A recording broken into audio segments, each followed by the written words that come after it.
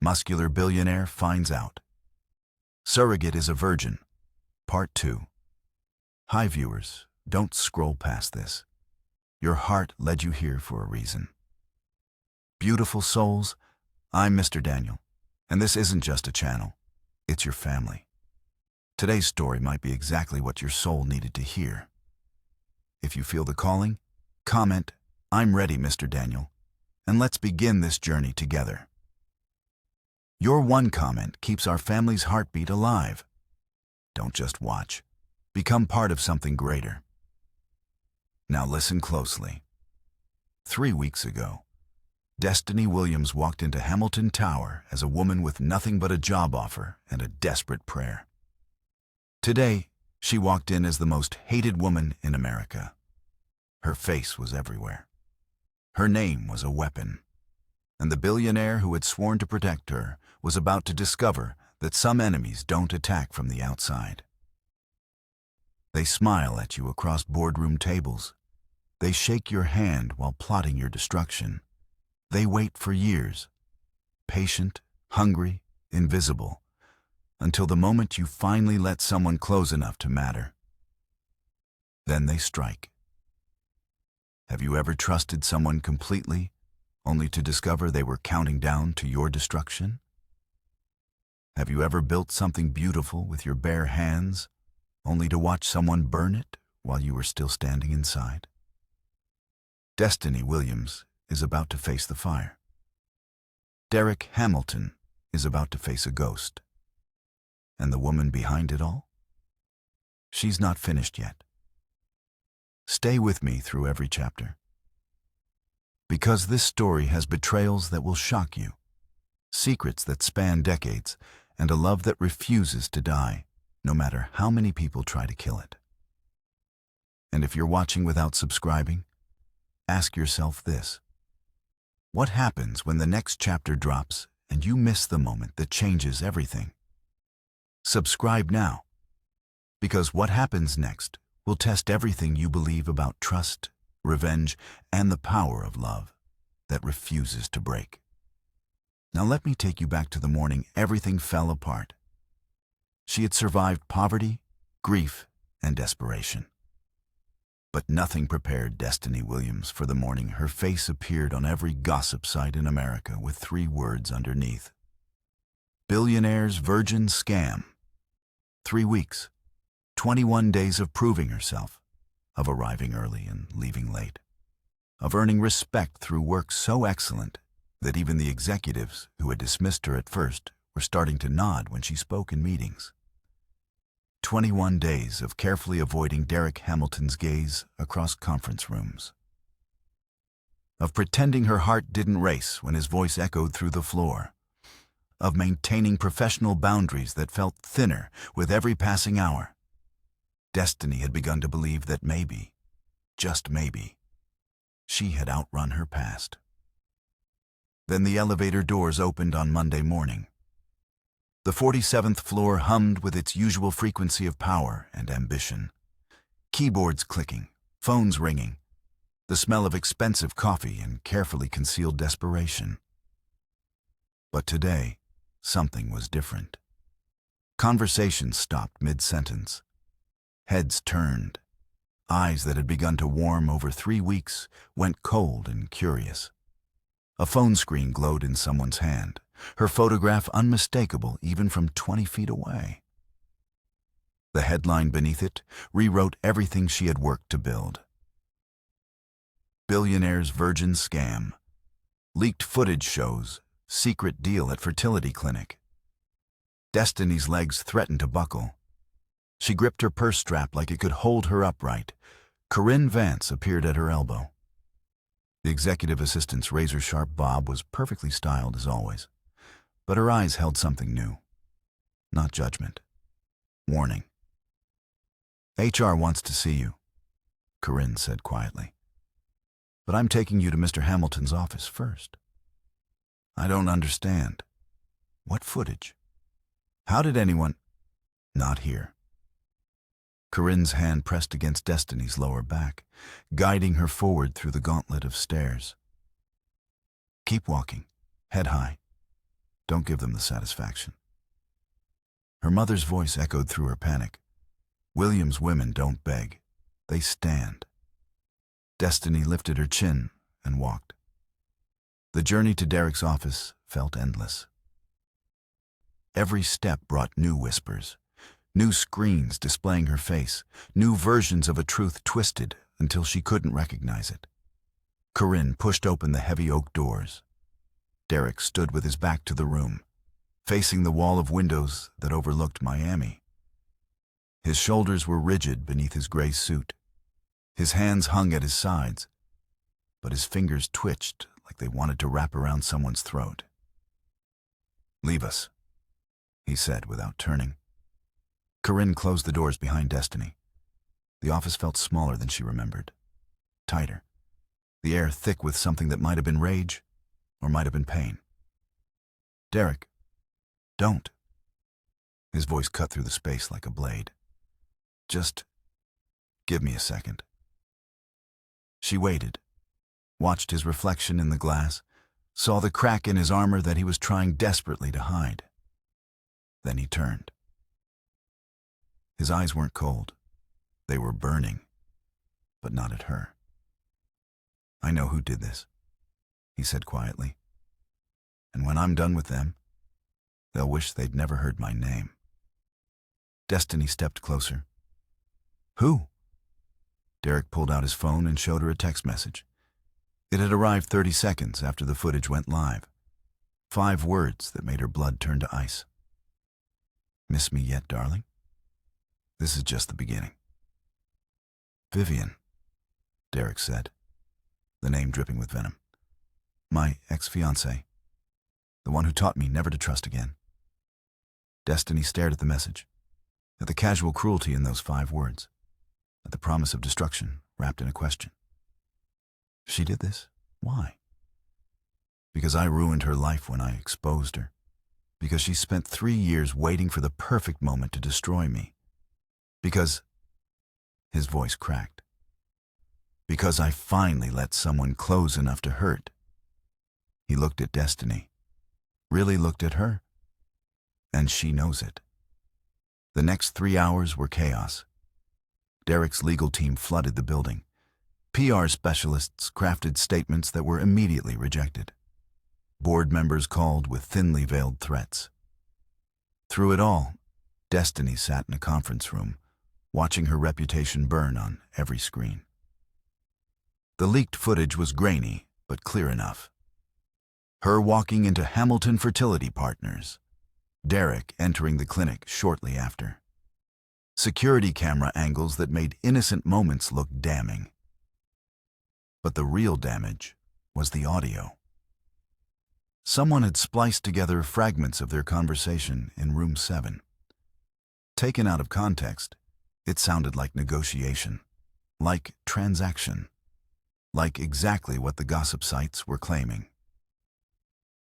Billionaire pays virgin for special services. Desperate woman sells herself to save brother. Surrogacy scam exposed. What really happened in room 7? Destiny pressed her palms against the conference table until her knuckles turned white. "I should resign," she said when Derek finally joined her. "This is destroying your company, your reputation, everything you've built." "No." "Derek." I said no. He sat across from her, close enough that she could see the exhaustion beneath his fury. "You're not running. I'm not letting you run. We didn't do anything wrong, and I refuse to let Vivian's lies define our story." "Our story?" Destiny's heart stumbled over the words. Derek held her gaze. Something shifted in his expression, something that looked like certainty. "Our story." Before she could respond, the conference room doors burst open. Garrett Chen, Derek's chief legal officer, rushed in with a tablet clutched in his hands. "We have a bigger problem," he said. "The footage came from inside the clinic, specifically from an employee who had access to the security system." Derek's jaw tightened. "Who?" Garrett turned the tablet around. On the screen was a personnel file with a photograph Destiny didn't recognize. But Derek did. His face went pale, then red, then something beyond color. Something that looked like betrayal bleeding through every pore. "Preston Cole," he whispered. "My head of security. The man I trusted with my life for 10 years. The photograph showed a middle-aged man with salt and pepper hair and an easy smile. The kind of face that inspired trust. The kind of face that hid the knife until it was already in your back. "He sold the footage to Vivian's people," Garrett continued. "We traced the payment. $2 million deposited into an offshore account 3 days ago." Derek rose from his chair so fast it clattered backward. "Get him in my office, now." "He's gone," Garrett said. "Resigned this morning. Left a letter on your desk. We didn't know what it meant until... Find him." Derek's voice was barely human. "I don't care what it costs. I don't care how long it takes. Find him and bring him to me." Destiny watched the man she was beginning to love fracture before her eyes. She watched 10 years of trust collapse into dust. She watched the walls he'd spent decades building rise back up in real time. And she made a decision. She stood, crossed to where Derek stood trembling with rage, placed her hand on his arm. He flinched, then stilled. "I'm not running," she said quietly. "And neither are you. We're going to fight this. Together."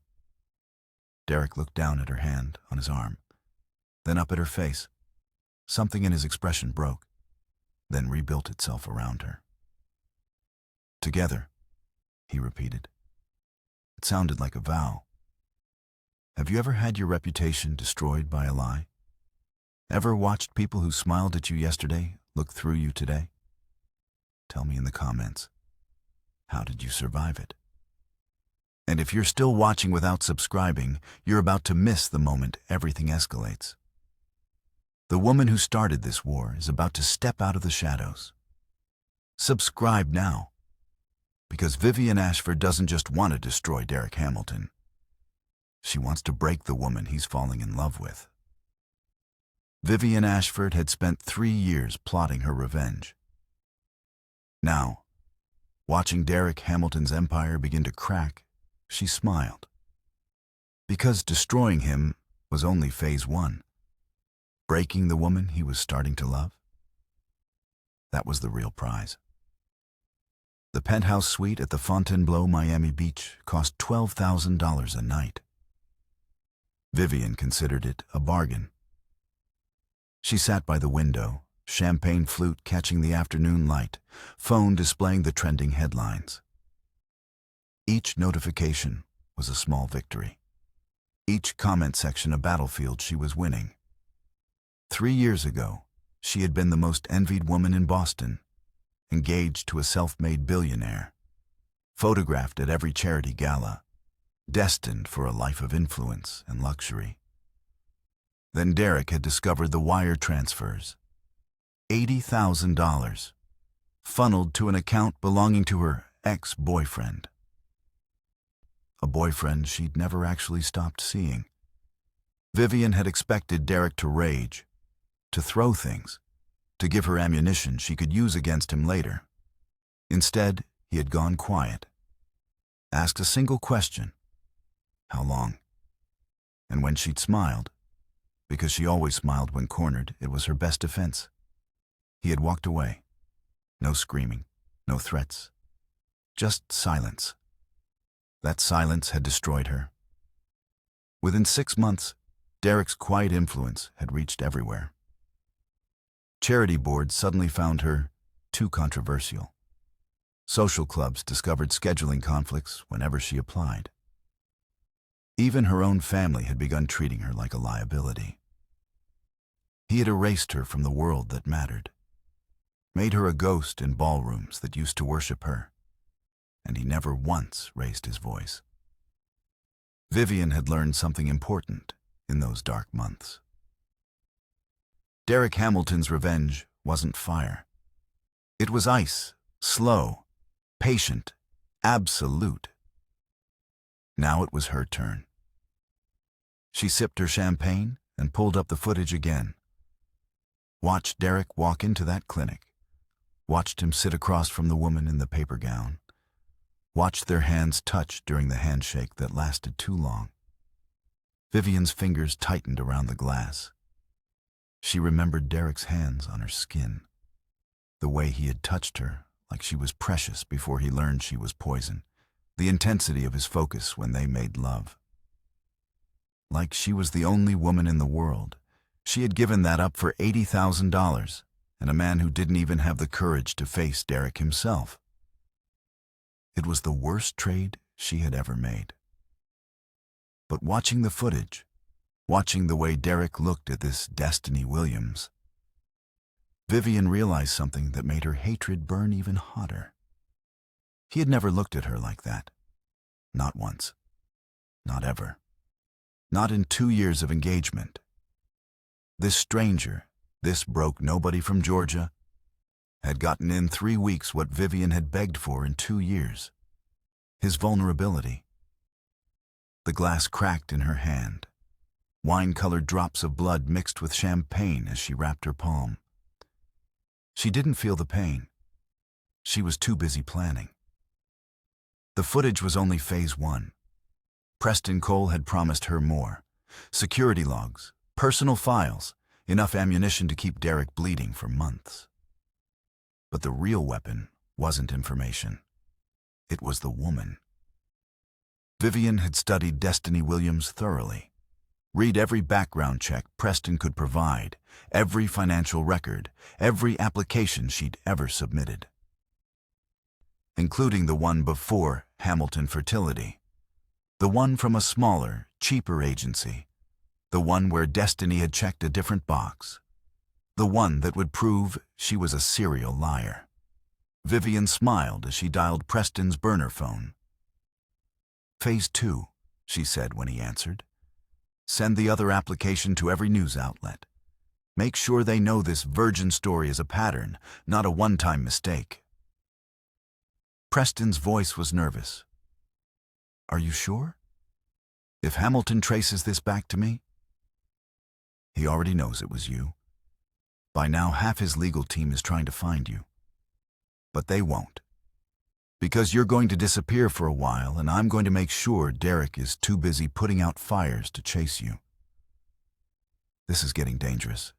Maybe we should... Do you want the second million or not? Silence. Then, send me the file. Vivian ended the call and finished her champagne. Blood from her palm stained the white marble table. She didn't bother wiping it up. Let the housekeeping staff wonder. Let them whisper about the beautiful woman in the penthouse who drank alone and smiled at destruction. By the time the sun set, Destiny Williams would be exposed as a fraud. By the time the week ended, Derek Hamilton would be fighting for his company. And by the time Vivian was finished, both of them would know exactly what it felt like to lose everything you thought you'd earned. Her phone buzzed. A news alert. Breaking. New evidence suggests Billionaire's virgin has a history of deception. Vivian read the headline and felt something she hadn't felt in 3 years. Power. Derek's office felt smaller with every new notification. He stood at his desk, phone in hand, watching the second wave of attacks roll across the internet. The other surrogacy application. Destiny's name attached to another agency. Headlines that called her a con artist, a schemer, a woman who made a career out of manipulation. Destiny sat across from him, pale but steady. It's true, she said before he could ask. I did apply to another agency, before Hamilton Fertility, before I found your listing. Derek's jaw tightened. Why didn't you tell me? Because I didn't go through with it. I withdrew the application before anything happened. She met his eyes. I was desperate, Derek. Terrence was dying. The bills were crushing me. I filled out that application at 3 in the morning when I had nothing left but fear and a prayer. But you checked a different box on that one. Destiny flinched like he'd struck her. I know. I was willing to say anything to get the money. But something stopped me. I couldn't go through with the lie. So I withdrew and kept looking for another way. And then you found Hamilton Fertility. 3 days later, the exact amount Terrence needed. On the anniversary of my mother's death. Her voice cracked. I thought it was a sign. I thought maybe God was finally giving us a break. Derek stared at her. Every instinct told him to walk away. Every scar reminded him what trust had cost him before. But then Destiny said something that shattered every wall he had left. The night I withdrew that first application, I dreamed about my mother. She told me to wait. She said the right path would find me. Her eyes glistened, and it did. It found you. On the same day you send flowers to her grave every year. Derek's breath caught. The anniversary of Gloria Williams' death. The same day his mother called him every year, crying, saying she felt Gloria's presence watching over them. Coincidence. Except Derek Hamilton had stopped believing in coincidences a long time ago. He crossed to where Destiny sat, knelt before her, took her hands in his. I believe you, he said quietly. I don't understand any of this. I don't know how your mother's death and my mother's life and this moment all connect. But I believe you're telling me the truth. Destiny's tears fell. You shouldn't. Everyone else thinks I'm a liar, a con artist. The smart move would be to distance yourself before I drag you down. Derek lifted her hand to his lips, kissed her knuckles. The smart move has never been my specialty, he said. I prefer the right move. And right now, the right move is standing beside you while we burn Vivian's plans to the ground. For the first time since the nightmare began, Destiny smiled. It was small, fragile, beautiful. Together? She whispered. Together. Have you ever been accused of something you didn't do? Ever had your worst moments broadcast for strangers to judge? Tell me in the comments what helped you survive. And if you're watching without subscribing, you're about to miss the moment Derek Hamilton does something no one expected. He's about to stand in front of the entire world and tell the truth. Subscribe now.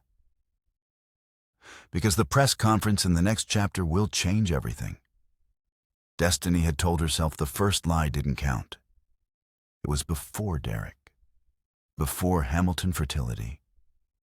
But lies have a way of finding each other. And now her past was about to collide with everything she'd built. The weight of 2 applications pressed against her chest like stones. Derek's legal team had assembled in the main conference room. 8 lawyers in expensive suits, each one holding tablets that displayed the mounting damage. PR specialists stood along the walls, crafting statements that would be outdated before they could be released. Destiny sat at the end of the table, feeling like a defendant at her own trial. The narrative is shifting against us, Garrett Chen announced. The first application undermines everything we've said about Ms. Perks' Williams' situation being unique. It suggests a pattern of deception. It suggests desperation, Derek countered, which is exactly what it was. The public doesn't care about nuance, sir. They care about headlines. And right now, the headline is that your company hired a woman who lies on applications. I hired her, Derek said. Personally, after she was honest with me about her situation. With respect, sir, honesty after being caught isn't the same as enough. Derek's voice cut through the room like a scythe. Every lawyer went silent. I didn't bring you here to tell me what I can't do. I brought you here to figure out what I can do. So someone give me a solution instead of a list of problems. Silence stretched. Then Destiny spoke. A press conference. Every head turned toward her. You want more exposure? Garrett asked incredulously. The more we talk, the more ammunition we give them. We're not giving them ammunition, Destiny said. We're taking control of the narrative. Right now, everyone is speculating about what happened in that clinic. They're making up stories because we haven't told them the real one. She looked at Derek. What if we did? Not all of it, not the personal parts, but the part about my mother, about Gloria, about why you felt you owed our family a debt. Derek's expression shifted, processing. You want me to tell the world about your mother saving my mother's life? I want you to tell the truth, a version of it that makes sense and doesn't make either of us look like criminals or con artists. She leaned forward. People love a good story, Derek. Right now, Vivian is telling one version. Let's tell another. Let's tell the one where a billionaire repaid a debt to a nurse who saved his mother's life by giving her daughter a job. Garrett shook his head. It's too simple. The press will dig deeper. Then, let them dig. Destiny's voice was steady. I'm not ashamed of what I did. I'm not ashamed of the choices I made to save my brother's life. I checked boxes on applications because I was desperate. But I never went through with anything I regretted. I never hurt anyone. And I'm not going to hide like I did. She stood. You all keep talking about protecting the company, about managing the narrative. But what about the truth? What about looking the world in the eye and saying, yes, I was desperate. Yes, I made mistakes. But I'm standing here anyway because someone saw my worth when I couldn't see it myself. The room was silent. Then Derek smiled. It was small, barely visible, but real. Schedule the press conference, he said. Tomorrow morning, every major outlet. Garrett sputtered. Sir, I strongly advise. Your advice is noted. My decision is made. Derek looked at Destiny. We're doing this her way. After the lawyers filed out, muttering their objections, Derek and Destiny stood alone in the conference room. You're either very brave or very crazy, he said. Maybe both. Definitely both. He stepped closer. But that's what I like about you. Destiny's breath caught. Derek? I know. Professional boundaries. We agreed. His voice dropped. But watching you in that room just now, watching you refuse to be a victim, I've never wanted to kiss anyone more in my entire life. The air between them thickened, heated, became something neither could ignore. The press conference is tomorrow, Destiny whispered. We should focus on that. We should. He didn't move away. We absolutely should. So why aren't you backing up? Because I'm tired of doing what I should. His hand rose, hovered near her face, then cupped her cheek. Destiny leaned into his touch, felt the warmth of his palm against her skin, felt something inside her unlock. If we do this, she said, there's no going back. You understand that, right? No more professional distance? No more pretending we're just colleagues. I stopped pretending 3 weeks ago. His thumb traced her cheekbone. The moment you looked me in the eye and called my charity an insult, I knew right then you were going to destroy me. Destroy you? In the best possible way. He kissed her. It was soft at first. Questioning. His lips asking permission even as his hands pulled her closer. She answered by opening to him. by threading her fingers through his hair, by pressing her body against his until there was no space left between them. The kiss deepened, became hungry, became something that had been building for weeks and couldn't be contained any longer. When they finally broke apart, both breathing hard, Derek rested his forehead against hers. "Tomorrow," he said roughly, "I'm going to stand in front of the world and tell them you're worth fighting for." "And tonight?" He pulled back slightly, looked at her with eyes that held fire and restraint in equal measure. "Tonight, I'm going to walk you to your car and say goodnight like a gentleman. Because when we finally do this, and we will do this, I want it to be about more than adrenaline and crisis. I want it to be right." Destiny's heart pounded. "And if I don't want to wait?" Derek's smile was pure temptation. "Then I guess you'll have to convince me." She kissed him again, longer this time, deeper. When she pulled away, his breathing was ragged. "Consider that a preview," she said. "Don't make me wait too long." She walked out of the conference room without looking back. She didn't need to. She could feel his eyes on her all the way to the elevator. What would you risk for someone you barely knew? Would you stand in front of the world and tell the truth, even if it made you vulnerable? Tell me in the comments. Have you ever taken a leap that terrified you?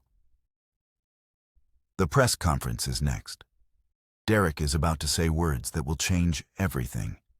And Vivian is watching. Subscribe now. Because what happens in that press room will make you believe in something you'd given up on. Derek Hamilton had spent 20 years avoiding the spotlight. Today, he was about to step into it and do something no one expected. Tell the truth about a woman he barely knew, but was starting to need. The press room blazed with camera flashes as Derek approached the podium. He wore no notes, no prepared statement. Just the weight of a decision that would either save his reputation or destroy it. 50 reporters filled the room. Twice that many watched via live stream. Every major network, every gossip outlet, every vulture who smelled blood in the water. Derek gripped the podium and waited for the chaos to settle. Somewhere in the crowd, he knew Vivian's people were watching, recording, waiting for him to stumble. He thought about the boy from Detroit who had carried his mother 8 blocks to a hospital. About the nurse who had stayed 4 hours past her shift to save a stranger. About the daughter who had walked into his clinic willing to sacrifice everything for love. Then he spoke. 20 years ago, I was 18 years old and watching my mother die. The room went silent. We lived in the worst neighborhood in Detroit. The kind of place where ambulances didn't come because dispatch knew the address and decided we weren't worth the risk. His voice was steady, strong. But underneath, vulnerability bled through. I carried my mother 8 blocks to the emergency room. When we got there, the doctors barely looked at us. We were poor. We didn't have insurance. We didn't matter. He paused. But there was one nurse, one woman who stopped what she was doing and treated us like human beings. She stayed 4 hours past her shift to make sure my mother was stable. She brought me a sandwich because I hadn't eaten in 2 days. She looked at a terrified kid from the projects, told him he was built for something greater. Derek's eyes found the camera. Found, he hoped, the woman watching from 47 floors above. Her name was Gloria Williams. She died 6 years ago. I never got the chance to thank her properly. But every year since I found out, I've sent flowers to her grave. Anonymous. Because I didn't know if she had family. I didn't know if anyone would understand why a stranger felt like he owed her everything. He straightened. 3 weeks ago, Gloria's daughter walked into my company looking for a job, Her name is Destiny Williams. And yes, she was briefly part of a surrogacy program that was misrepresented by people who want to destroy us both. Murmurs rippled through the crowd. Destiny was desperate to save her 17-year-old brother's life. He has leukemia. The treatment costs more than most people will earn in a decade. She did what any of us would do. She looked for options. Some of those options required her to make choices she's not proud of. But she never went through with anything that compromised her integrity.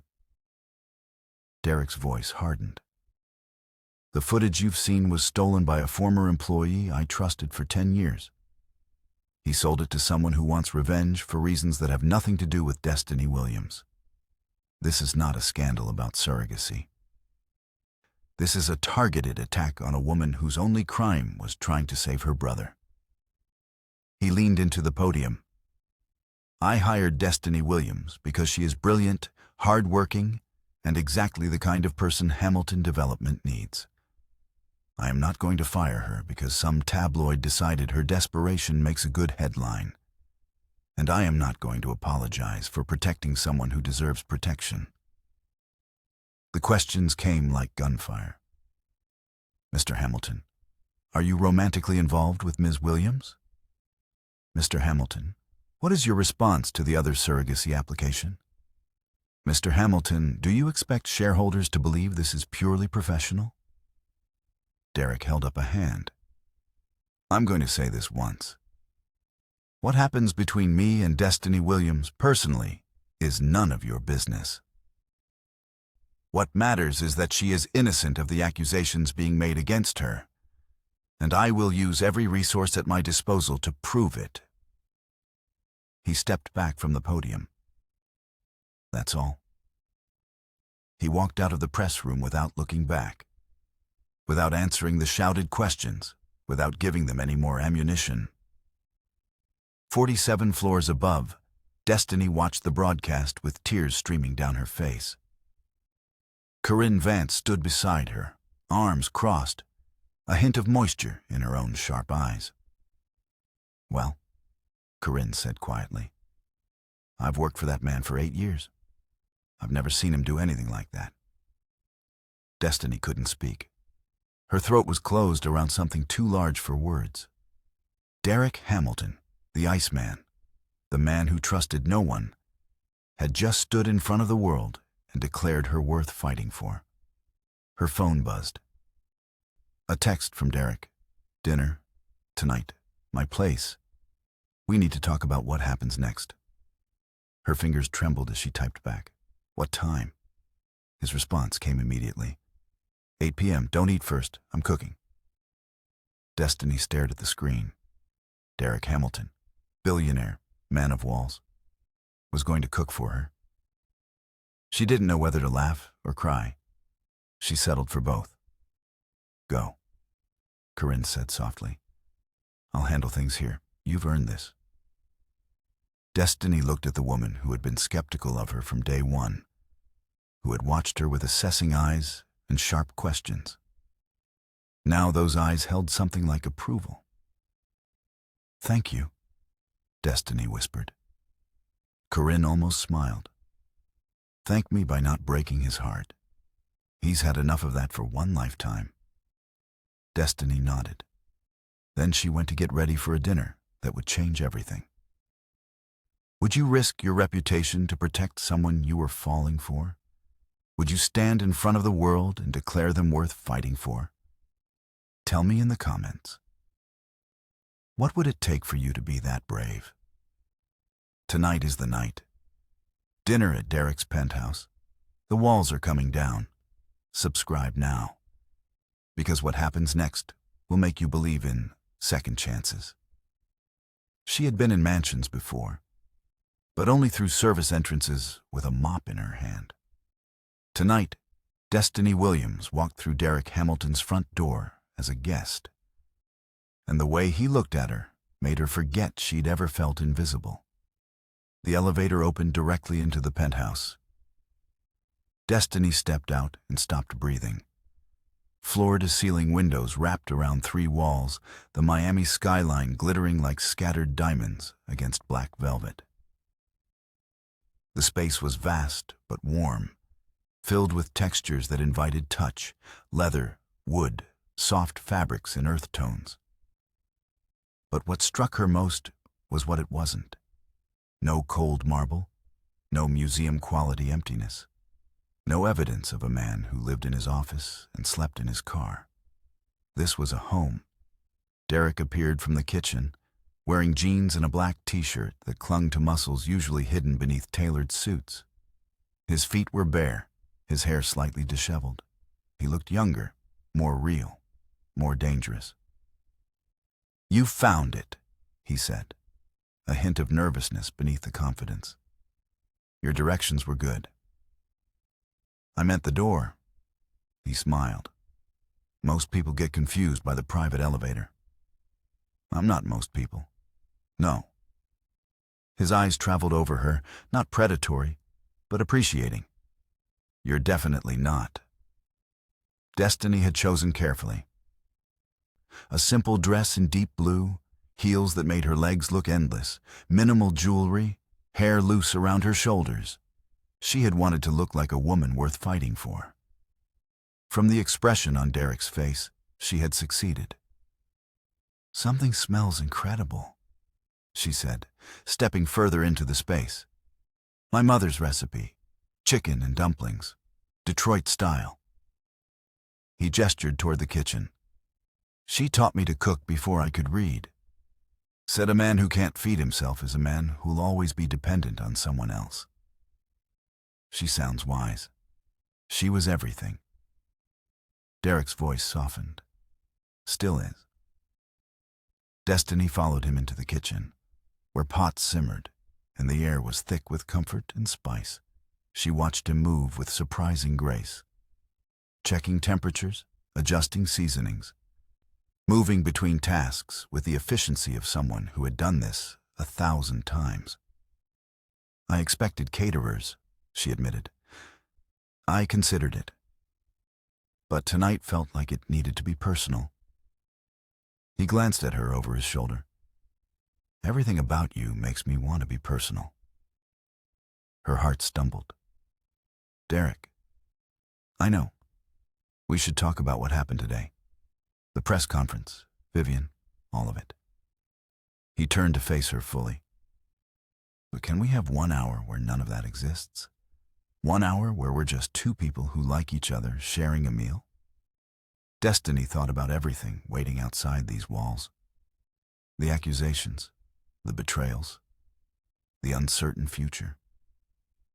Then she thought about the man in front of her, the way he'd stood in front of cameras and declared her worth fighting for. The way he looked at her like she was something precious instead of something to be used. 1 hour, she agreed. They ate at a small table by the windows, the city sprawling beneath them like a kingdom of lights. The food was extraordinary, simple but perfect, seasoned with memories and care. And they talked, not about surrogacy or scandals or exes who wanted revenge, about childhood, about dreams, about the moments that had shaped them before the world got complicated. Derek told her about building his first treehouse from construction scraps, about the teacher who told him he'd never amount to anything, and the coach who told him he could amount to everything. Destiny told him about dancing in the kitchen with her mother, about Terrence's first steps, about the letter of acceptance to college that had felt like a ticket to another universe. They laughed, they listened, they leaned closer with every story. And somewhere between the main course and dessert, the 1 hour became 2. After dinner, they stood at the windows, looking out at the city Derek had conquered, and the woman from that city he was beginning to need. "I have a confession," Derek said. "Another one?" He smiled. "A smaller one. I've been thinking about this night for weeks. What I would say. How I would explain what you do to me." He turned to face her. "But standing here now, words feel inadequate." "Then don't use words." He moved closer. His hand rose to brush a strand of hair from her face. His fingers lingered at her temple. "I haven't let anyone this close in 3 years," he murmured. "Not since Vivian. I convinced myself I didn't need it, didn't want it. And now I think I was just waiting." His gaze dropped to her lips. "For someone worth the risk." Destiny closed the distance between them, rose on her toes, brought her mouth to his. The kiss began soft, tentative, two people testing edges they'd both protected for too long. Then it deepened. Derek's hands slid to her waist, pulling her closer. Destiny's fingers gripped his shoulders, feeling the muscles tense beneath her touch. Heat built between them like a fire finally allowed to breathe. When they broke apart, both gasping, Derek pressed his forehead to hers. "I want you," he said roughly. "I've wanted you since the moment you called my charity an insult. But I meant what I said before. When this happens, and it will happen, I want it to be about more than crisis and adrenaline. What if I'm tired of waiting?" His hands tightened on her waist. A sound escaped his throat, half groan, half laugh. "You're not making this easy." "I don't do easy." She kissed him again, shorter, harder. "I do worth it." Derek pulled back. His eyes were dark with want, but beneath the desire was something steadier, something that looked like commitment. "Tomorrow," he said, "after the dust settles, after we know where we stand. I want to take you somewhere, show you something no one else has seen." "What?" "The place I go when I need to remember who I was before all this." He gestured at the penthouse, the skyline, the empire. "Will you come with me?" Destiny looked at this man who had defended her to the world, who had cooked her his mother's recipe, who was asking her to see behind his final wall. "Yes," she said, "I'll come with you." His smile was worth every moment of waiting. They said goodnight at the elevator. The kiss was long, slow, a promise of everything that would come next. Destiny descended 60 floors with his taste on her lips and his words in her heart. She was falling, hard, and for the first time in her life, she didn't want to stop. But as her car pulled away from the building, she didn't see the figure watching from the shadows across the street. Vivian Ashford lowered her camera and smiled. She had photographs now. Intimate, damning, perfect. The press conference had bought Derek time, but this goodbye at the elevator, this evidence of a relationship that was clearly more than professional, would bury them both. "Enjoy it while it lasts," Vivian whispered. "Because tomorrow, I take everything." Her phone buzzed. A text from an unknown number. "Ready to proceed with Phase 3. The information about his first wife is confirmed. She's willing to cooperate." Vivian's smile widened. First wife. Derek Hamilton's best-kept secret. The one even Destiny didn't know about. "Perfect," Vivian typed back. "Bring her to Miami. It's time Derek learned that the past doesn't stay buried forever." She slipped into the shadows and disappeared. The war was just beginning. Some moments change everything. The first time someone sees you, really sees you, without running. Have you experienced that moment?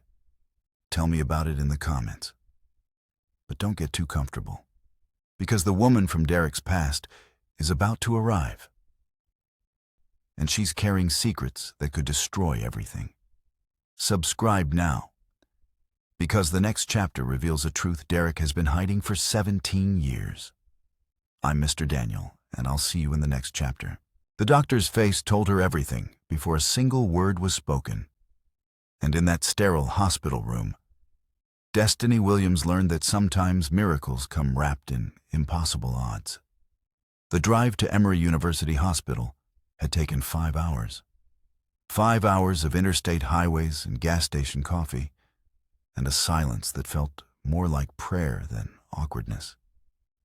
Derek had insisted on coming, had rearranged his entire schedule, had chartered a private plane that Destiny refused to board because Terrence deserved a sister who arrived like a normal person, not a woman who had suddenly started traveling like royalty.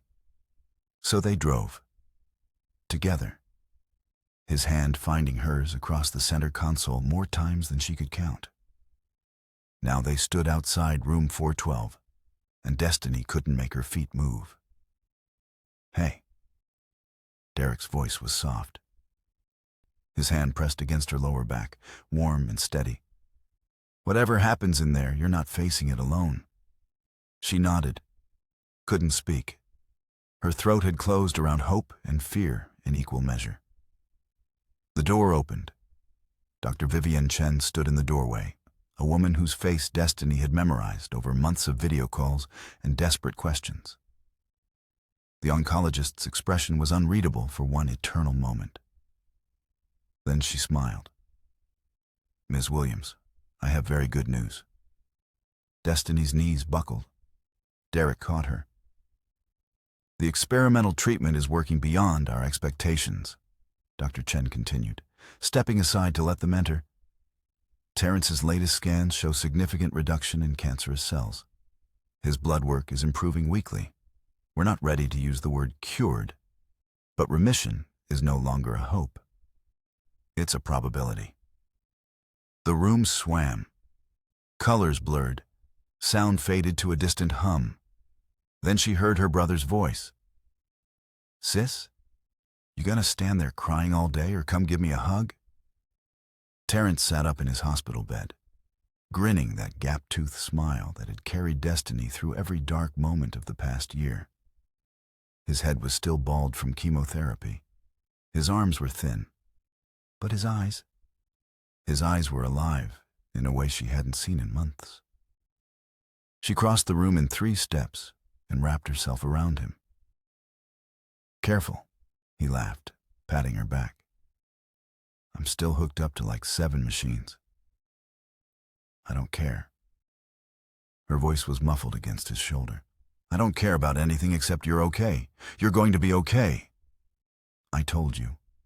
Terrence pulled back, his 17-year-old face trying for mature and landing somewhere around adorably smug.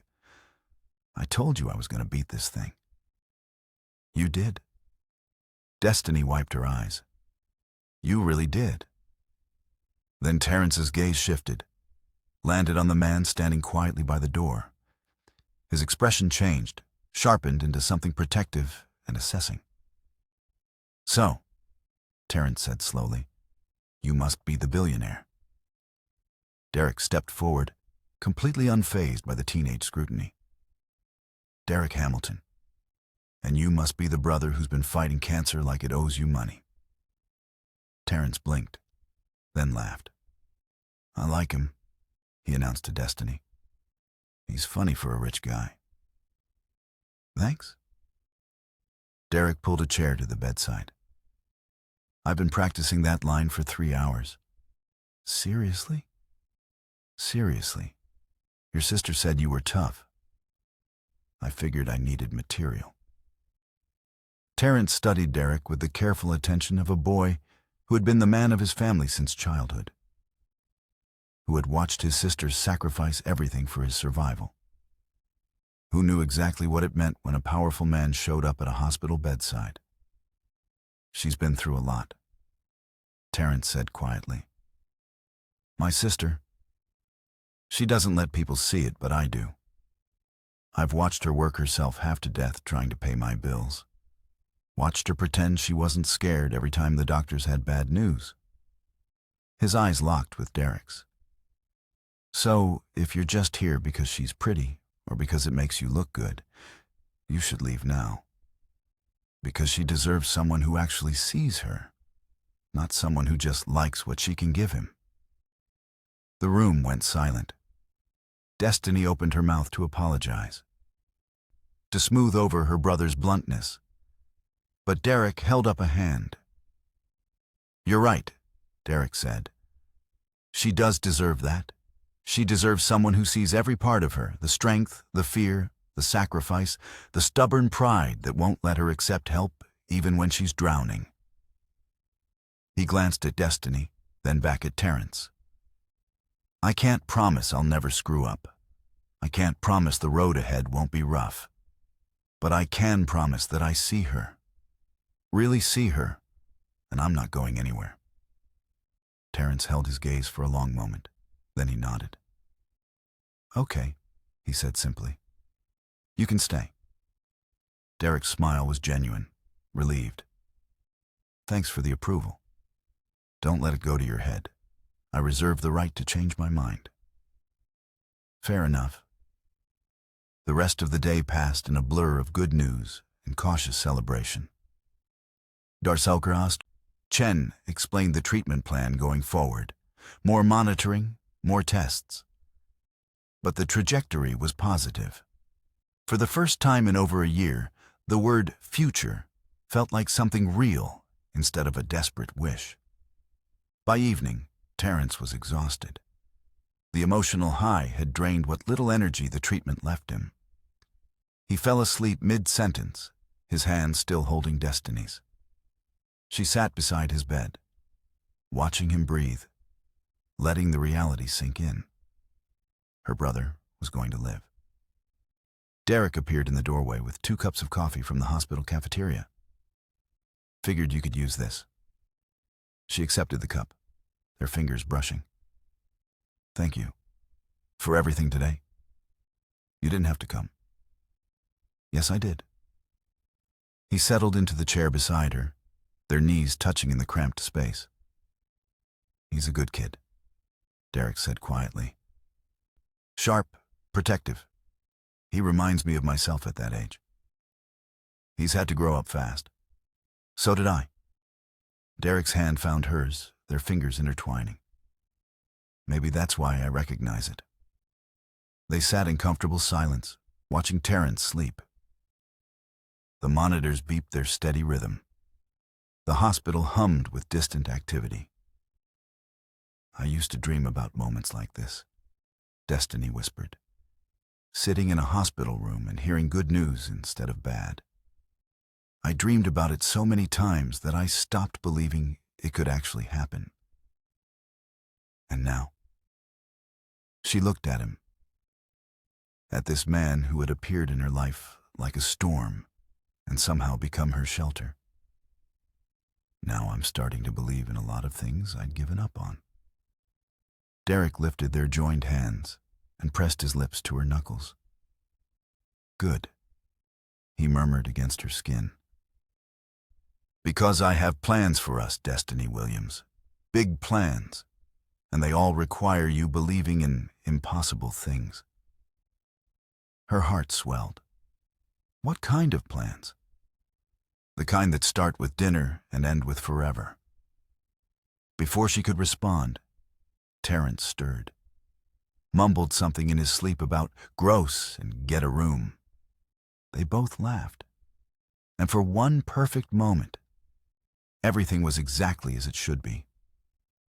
They were walking to the car, Terrence's discharge papers in hand and promises to return next week, when Destiny's phone buzzed. A media alert. She glanced at the screen and felt her blood turn to ice. Her face, Derek's face, the two of them at his penthouse door, captured in perfect clarity by a telephoto lens, his hand on her waist, her smile as she stepped into the elevator. The headline screamed, "Billionaire's Virgin. Exclusive photos prove the affair is real." Beside her, Derek's jaw turned to stone. "She was watching," he said quietly. "Vivian, she's been watching this whole time." Destiny's hands trembled. "What do we do?" Derek looked at her, then at the photograph of them together, happy, unguarded, real. "We do what we've been doing," he said. "We refuse to let her win." But even as he spoke, his phone was buzzing with calls from his legal team, his PR department, his board members demanding explanations. And in Atlanta, Vivian Ashford watched her latest attack go viral from the comfort of her hotel suite. Phase 2 complete, she murmured, swirling champagne in a crystal glass. Now for the kill shot. She dialed a number she'd been saving. It's time, she said, when the line connected. Bring me everything you have on Marcus Hamilton Sr. I want the father's sins delivered to every newsroom in America by Friday. The game was far from over, and Vivian Ashford always played to win. Have you ever experienced joy and crisis in the same breath? Ever felt hope and fear collide so hard you couldn't tell which one would survive? Tell me in the comments.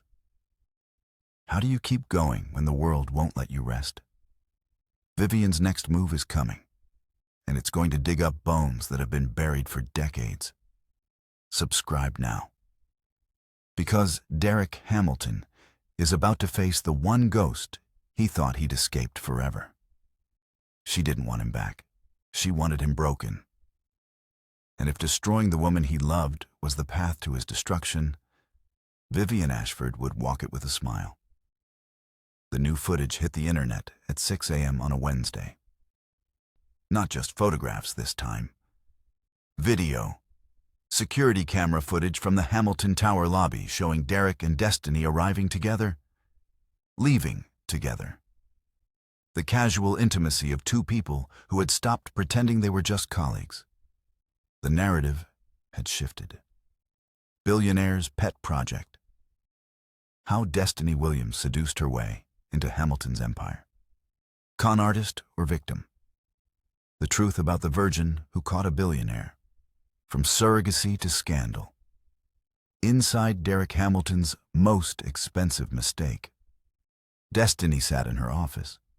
The office she'd earned through work, not seduction. And watched her reputation disintegrate for the second time in a month. The phone on her desk hadn't stopped ringing. Reporters, gossip columnists, people pretending to be old friends who suddenly wanted to catch up. She let it go to voicemail. Every time. Corinne Vance appeared in the doorway. The board is calling an emergency meeting, she said. Friday afternoon. They want Derek to address the situation. The situation being me. Corinne's expression was unreadable.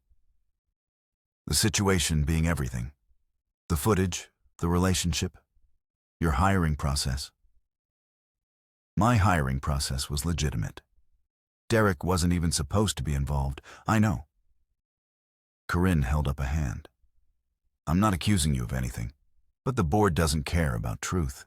They care about optics, and right now the optics are terrible.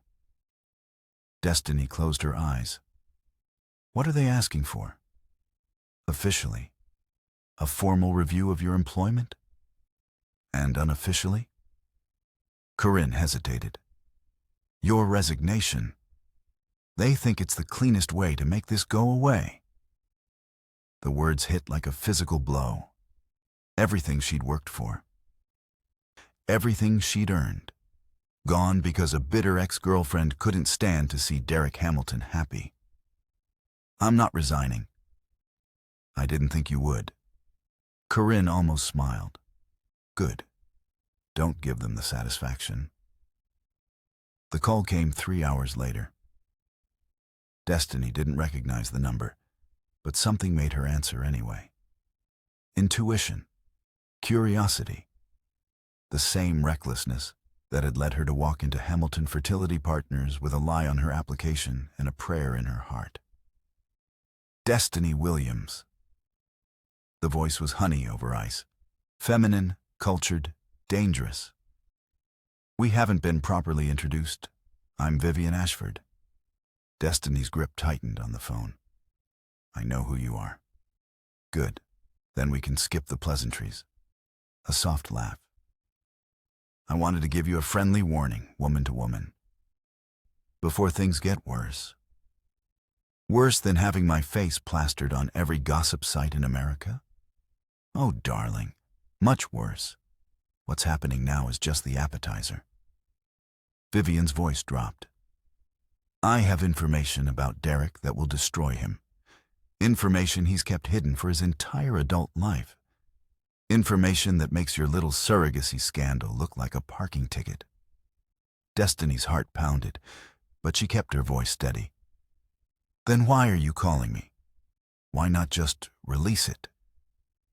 Because I'm giving you a chance. Walk away. Leave Derek. Disappear from his life completely, and I'll let you go. You can keep your job somewhere else. Keep your brother's treatment. Keep your quiet little life. And if I don't, then I burn everything. Derek, his company, your reputation. Your brother's hospital bills. Did you know Hamilton Development is partially funding his treatment program? Interesting how that works out. The threat landed exactly where Vivian intended. You think you're special, Vivian continued, her voice dripping venom now. You're not. You're just the latest distraction. And when he gets bored, and he will get bored, you'll be back where you started. Broke, alone, forgotten. Destiny stood slowly, walked to the window overlooking Miami. Maybe, she said. But at least I'll have my dignity. Can you say the same? Silence on the line. What did you say? I said, I'd rather be broke and forgotten than spend 3 years of my life plotting revenge against a man who didn't love me back. Destiny's voice hardened. You had Derek once. You had everything I'm just starting to experience. And you threw it away for $80,000 and a man who wasn't worth your time. How dare? I'm not finished. Destiny cut her off. You want to destroy Derek? Go ahead. Try. But you should know something about Williams women. We don't break easy, and we don't run from bullies no matter how much money they have. She ended the call. Her hands were shaking. Her heart was racing.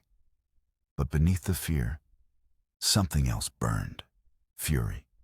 Pure and righteous and unafraid. Let Vivian come. Let her throw everything she had. Destiny Williams had survived the poverty, grief, and desperation. She wasn't about to be defeated by a woman whose greatest accomplishment was marrying well and losing badly. Derek found her still standing at the window 20 minutes later. Corinne told me about the board meeting, he said, closing the door behind him. They're not going to force you out. I won't let them. I know. She turned to face him. Vivian called me. Derek went still. What? Gave me a chance to walk away. Said she has information about you that will destroy everything. His jaw tightened. Did she say what kind of information? No. Just that it's worse than anything that's come out so far. Destiny studied his face. Derek, is there something you haven't told me? Something from your past that could... His phone rang, an unknown number. Derek answered, his expression guarded. Hamilton. Silence. Then his face drained of color. Who is this? His voice was sharp, deadly. More silence as he listened. Then whoever was on the other end said something that made Derek's entire body go rigid. I know about your father, Derek. The line went dead. Derek stared at the phone like it had bitten him. Derek? Destiny stepped closer. What is it? What did they say? He looked at her, and for the first time since she'd known him, Derek Hamilton looked afraid. My father, he said quietly. Someone knows about my father. What about him? You've never mentioned... Because I buried him. Derek's voice cracked. 26 years ago, when I was 12 years old, I watched my father get sentenced to prison for embezzlement. He stole from the construction company where I was working summers, stole from people who trusted him, He turned away. I changed my name, erased every connection, built Hamilton Development from nothing specifically, so that no one would ever connect me to Marcus Hamilton Sr., convicted felon. Destiny's heart broke for the boy he'd been, the shame he'd carried. Derek. Vivian found him. His laugh was bitter. Of course she did. She's had 3 years to dig through every corner of my life. And now she's going to use my father's crimes to prove I'm built from broken parts, that everything I've achieved is just a lie covering up rotten foundations. The board meeting was scheduled for Friday. Derek's control of his own company hung in the balance, and Vivian Ashford had just played her final card. Have you ever been haunted by someone else's mistakes? Ever carried shame for sins you didn't commit? Tell me in the comments. How do you escape a past that isn't even yours? Derek's father is about to step out of the shadows, and the truth will test everything Derek and Destiny have built. Subscribe now, because the next chapter breaks open wounds that have been festering for decades. Derek Hamilton had built his empire on the ashes of a name he never spoke. Now that name was about to rise from the dead and threaten everything he loved. The penthouse felt different at night. During the day, it was a showcase, proof of everything Derek had achieved since escaping Detroit. But in the darkness, with the city lights glittering below like accusations, it felt like a mausoleum, a monument to a man who had spent 30 years running from his own name. Destiny sat on the leather couch, watching Derek pace before the windows. He hadn't spoken in 20 minutes, just walked, back and forth, wearing a path in the carpet that probably cost more than her car. She waited, gave him space, let him find the words on his own time. Finally, he stopped. I was 12 years old, he said, his back still to her. Working summers at a construction site because we needed the money. My dad was a foreman there, respected, trusted. His laugh was hollow. Turns out he was also stealing, falsifying invoices, skimming materials, building a nest egg for a life he planned to start without us. Destiny's chest ached. They arrested him on a Tuesday afternoon, right there at the site, in front of all his co-workers, in front of me. Derek's voice cracked. I watched them put handcuffs on my father while he looked at me like I was the one who had betrayed him. He turned to face her. The trial lasted 3 months. Every day, I sat in that courtroom and listened to prosecutors describe the man I thought I knew as a con artist, a thief, a liar who had fooled everyone who trusted him. Tears tracked silently down Destiny's cheeks. He got 8 years. And the day they took him away, my mother sat me down and told me that our family name was poison now. That everywhere we went, people would look at us and see criminals. That the only way forward was to become someone else entirely. Derek walked to the bar, poured whiskey he didn't drink, just held the glass like an anchor. I was Derek Mitchell until I was 16. Changed it legally the day I could. Erased every connection to Marcus Hamilton Sr. Built Hamilton Development, specifically because Hamilton was a common name, easy to hide behind. And your mother? She changed hers too. Started over in Cleveland, different city, different story. He set down the glass untouched. She passed away 5 years ago, thinking the past was finally buried, thinking I was safe from his shadow. Destiny rose, crossed to him, placed her hand on his arm. You're not your father, she said firmly. Aren't I? Derek's eyes were haunted. I built my empire the same way he tried to build his escape, through work that consumed everything else, through walls that kept everyone at a distance, through a pathological need to control every variable because I couldn't control him. That's not the same thing, isn't it? He pulled away, walked to the window. Vivian is going to release everything. The court records, the news coverage, every detail of my father's crimes. And when she does, the board will see exactly what I've been terrified of my whole life. What? That I'm not a self-made success story. I'm a con artist's son pretending to be legitimate. A fraud who changed his name to escape accountability for blood I can't wash off. Destiny moved to stand beside him. Their reflections stared back from the darkened glass. Two people carrying weight that would have crushed lesser souls. My father left when I was 8, she said quietly. Just walked out one day and never came back.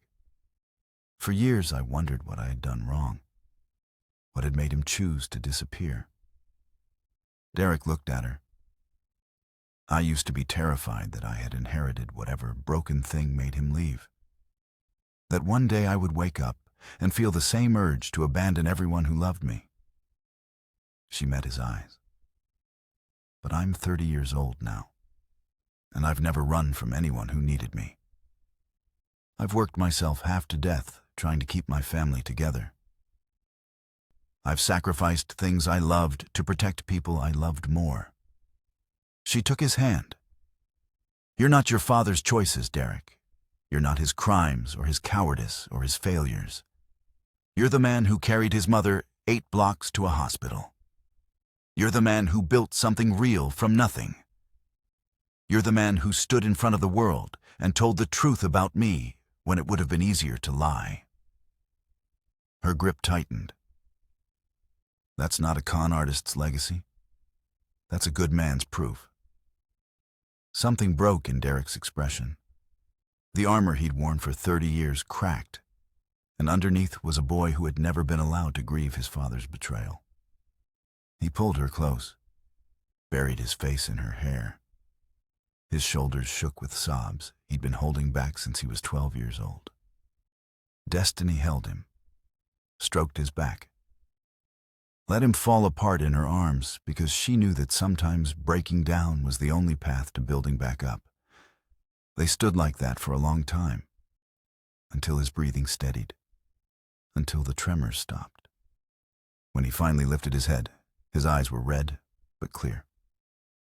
Thank you, he whispered. For what? For seeing me. All of me. The parts I tried to hide and the parts I forgot existed. He cupped her face in his hands, for making me believe that maybe I'm not broken beyond repair. She kissed him, soft at first, tender, then deeper, more desperate, their bodies pressing together as the kiss intensified. His hand slid to her waist, pulled her closer. The heat between them built like a storm waiting to break. But then he stopped, pulled back. His forehead pressed to hers, both of them breathing hard. When we do this, he said roughly, I want it to be about love, not pain, not running from something. She touched his face. Then let's make it about love, she whispered. When you're ready, I'll be here. He kissed her forehead, her cheeks, the corner of her mouth. Tomorrow, he said, after the board meeting. After we've faced whatever Vivian throws at us. I want to start fresh, clean. Then we will. They held each other as the night deepened around them. Two broken people finding wholeness in each other's arms. The board meeting was 12 hours away. Derek had one chance to save his company, one chance to prove that his father's sins didn't define his future. But first, he needed to make a call he'd avoided for 20 years. He walked to his phone, dialed a number that had been burned into his memory since childhood. Ohio State Correctional Facility. How may I direct your call? I need to schedule a visit, Derek said, his voice steady despite the tremor in his hands. Inmate Marcus Hamilton, Sr. Destiny watched from the doorway. She didn't ask questions. She didn't offer advice. She just walked to him and took his hand. Tomorrow, Derek would face his board. But tonight, he had to face his father, and Destiny Williams would be standing beside him when he did. What would you do if your past came back to haunt you? If the sins of someone you loved threatened everything you'd built? Tell me in the comments. How do you make peace with a history you didn't choose? The prison visit is next. Father and son. 26 years of silence about to break. Subscribe now. Because what happens in that visiting room will change Derek Hamilton forever. The last time Derek saw his father, he was 12 years old and watching through a courtroom window as guards led him away in chains. 26 years later, he walked into the same kind of room. Not as a boy who'd been abandoned, but as a man who'd built everything his father tried to destroy. Ohio State Correctional Facility looked exactly like Derek had imagined. Gray, imposing, a monument to consequences and regret. Destiny squeezed his hand as they passed through security checkpoints. "You don't have to do this," she said quietly. "We can turn around." "Yes, I do." Derek's jaw was tight. If Vivian is going to use him against me, I need to face him first. On my terms, not hers. The visiting room was smaller than he expected. Plastic chairs bolted to the floor. Tables scarred by years of desperate conversations. Fluorescent lights that made everyone look guilty. Derek sat, waited, felt his heart pound against his ribs like it was trying to escape. Then the door opened. Marcus Hamilton Sr. was smaller than Derek remembered. 26 years of prison had bent his shoulders, whitened his hair, carved lines into a face that Derek had once thought was invincible. But the eyes were the same. Sharp, watchful, haunted by knowledge of exactly what he had lost. Father and son stared at each other across a plastic table. 26 years of silence. Marcus sat down slowly. His hands trembled as he placed them flat on the table, a prison habit, Derek realized. Keeping hands visible, proving you were no threat. "You came," Marcus said. His voice was rougher than Derek remembered, worn down by years of shouting over prison noise and whispering secrets. "I came." Silence stretched. Neither knew how to begin. Marcus broke first. "You're taller than I imagined. Bigger." A ghost of a smile crossed his weathered face. "I've seen pictures, of course. Newspapers, magazines. My son, the billionaire." The smile faded. "I wasn't sure you'd ever want to see me again." "I didn't." Derek's voice was cold. "I spent 26 years making sure no one would ever connect us. Building a life where your name couldn't touch me." Marcus nodded slowly. "I know, and you were right to do it." Derek blinked. Whatever he'd expected, it wasn't agreement. "I destroyed our family," Marcus continued. "I let greed convince me that shortcuts were acceptable, that the ends justified the means. And when I got caught, I blamed everyone but myself. The system, the company, your mother." His voice cracked. "You." Derek's fists clenched under the table. "I saw your face in that courtroom," Marcus said. "When they led me away, you looked at me like I'd killed something, and I had. I killed your faith, your trust, your childhood." "Stop. I need to say this." Marcus leaned forward, intensity burning through the defeated posture. "I've had 26 years to think about what I did. 26 years of sobriety. 26 years of therapy and accountability and facing myself in a mirror that doesn't lie." He pulled something from his pocket. A stack of letters, worn and creased. "I wrote to you. Every week for the first 10 years, then every month. then every year on your birthday. He slid the stack across the table. Your mother sent them back unopened. I don't blame her. She was protecting you. Derek stared at the letters. His name, written in his father's handwriting. Addresses he'd lived at and left. A paper trail of a father trying to reach a son who had been taught to run. I'm not asking for forgiveness, Marcus said quietly. I don't deserve it. But I wanted you to know, needed you to know, that I've spent every day of my sentence regretting what I stole from you. Not the money, not the freedom, the chance to watch you become the man you are. Tears streamed down Marcus's weathered face. I am so proud of you, Derek. And I'm so sorry I wasn't there to tell you that when it mattered. Derek's throat closed. Decades of anger and hurt and shame pressed against the walls he'd built, demanding release. Destiny's hand found his under the table, anchoring him, reminding him why he was here. I'm not here to forgive you, Derek said finally. I'm not sure I can. What you did, the lies, the theft, the abandonment, you didn't just destroy yourself. You destroyed Mom. You destroyed my childhood. You made me spend my entire adult life terrified of becoming you. Marcus nodded, accepting. But I'm not here to hate you either. Derek's voice steadied. I'm here because someone is trying to use your crimes to destroy me. And I realize that the only way to take away their power is to stop running from the truth. He looked at his father, really looked at him, saw the broken man beneath the criminal, the father beneath the failure. You made terrible choices, but you're still my father, and I'm tired of pretending you don't exist. Marcus's composure shattered. He covered his face with shaking hands and wept like a child.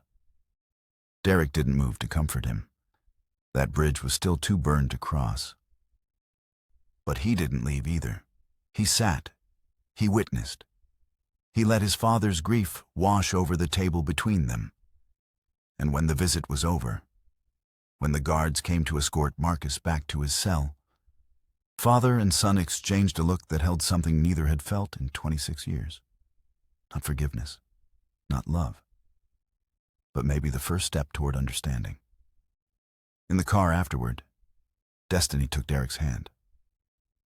You're not him, she said firmly. You never were. Derek lifted her hand to his lips. The gesture was tender, or grateful, full of unspoken promise. I know, he said. For the first time in my life, I actually know. The board meeting was in 6 hours. Derek had made peace with his past. But as they drove back toward Miami, his phone exploded with notifications. Vivian had released everything. The criminal records, the name change.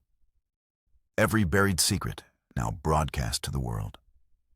The headline read, Billionaire built empire on lies. The criminal father, Derek Hamilton, tried to hide. Derek stared at the screen. Then he smiled. She thinks this breaks me, he said quietly. But she just set me free. Destiny looked at him. What do you mean? I mean, I'm done hiding. From my past. From my fears. From what I feel about you. He pulled the car over, turned to face her. After the board meeting, whatever happens, I want to start over, clean, real, with you. Her heart pounded. What are you asking? I'm asking if you'll build something with me. Not a transaction, not a debt. A life. Destiny's answer was a kiss that tasted like forever. Have you ever made peace with something that haunted you for years? Ever turned your greatest shame into your greatest freedom? Tell me in the comments. What would it take for you to stop running? The board meeting is hours away. Derek's future hangs in the balance. Subscribe now, because the next chapter decides everything. They came to bury him. 23 board members who smelled blood in the water. But Derek Hamilton had survived poverty, betrayal, and a father's abandonment. A room full of men in expensive suits didn't scare him, especially not when the woman he loved was watching from the gallery. The Hamilton Development boardroom occupied the entire 61st floor. Glass walls, panoramic views, a table long enough to land a small plane, every surface polished to reflect power and consequences. Derek stood at the head of that table, 23 faces staring back at him with expressions ranging from skeptical to hostile. The headlines had done their damage. His father's face was plastered across every business news outlet. Pundits debated whether Hamilton Development could survive a CEO whose family name was built on crime. Stock prices had dropped 8% overnight. Shareholders were demanding answers. And Vivian Ashford was somewhere in this city, watching her revenge unfold. Derek straightened his tie and addressed the room. "I assume you've all seen the news." Murmurs, nods, a few glares. "Then let me save you the trouble of asking. Yes, my father is Marcus Hamilton Sr., convicted embezzler. Yes, I changed my name to distance myself from his crimes. Yes, I've spent my entire career making sure no one would connect us." He paused. Let the words settle. What the headlines don't tell you is why. He walked slowly around the table, making eye contact with each board member in turn. "I was 12 years old when my father was arrested. 12. I watched him get handcuffed in front of people who had trusted him. I sat through a trial that destroyed every belief I had about family, loyalty, and honor." His voice hardened. "And then I made a choice. I could let his failures define me, or I could build something that proved his blood didn't determine my future." He stopped at the window. The Miami skyline stretched below. Buildings he had helped create, neighborhoods his company had transformed. Hamilton Development wasn't built on lies. It was built on transformation, on the belief that where you come from doesn't have to dictate where you end up. On the understanding that the best foundation isn't inherited wealth or a famous name. It's the willingness to work harder than anyone else and never, ever repeat the mistakes of those who came before. He turned to face the board. "I am not my father. I have never stolen a cent from anyone. I have never cut corners, falsified records, or betrayed the trust placed in me. Every dollar this company has earned came from legitimate work. Every building we've constructed stands on honest labor." His gaze swept the room.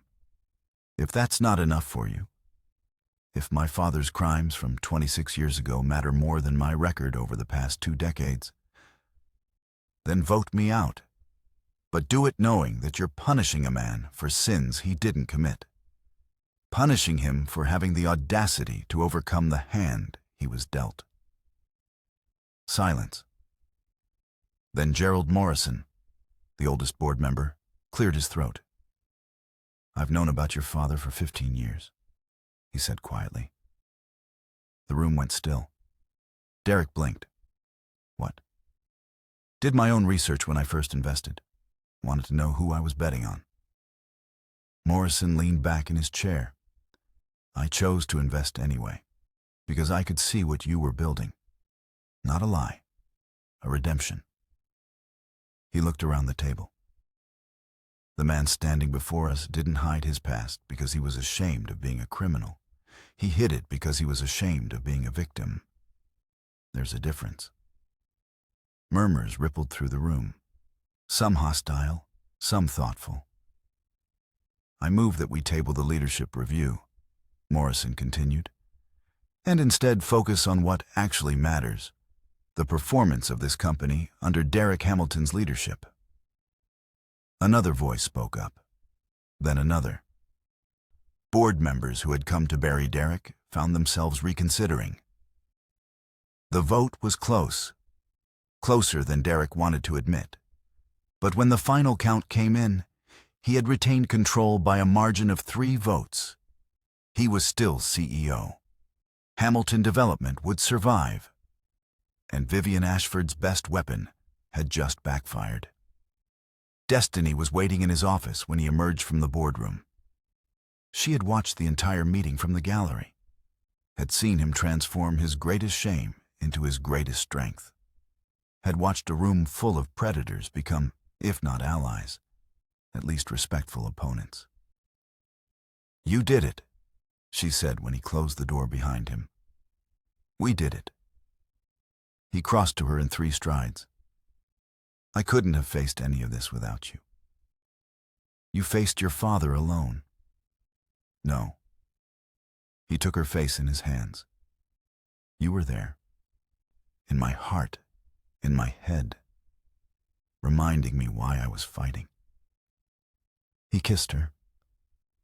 Not the tentative, testing kisses they'd shared before. This was something else entirely.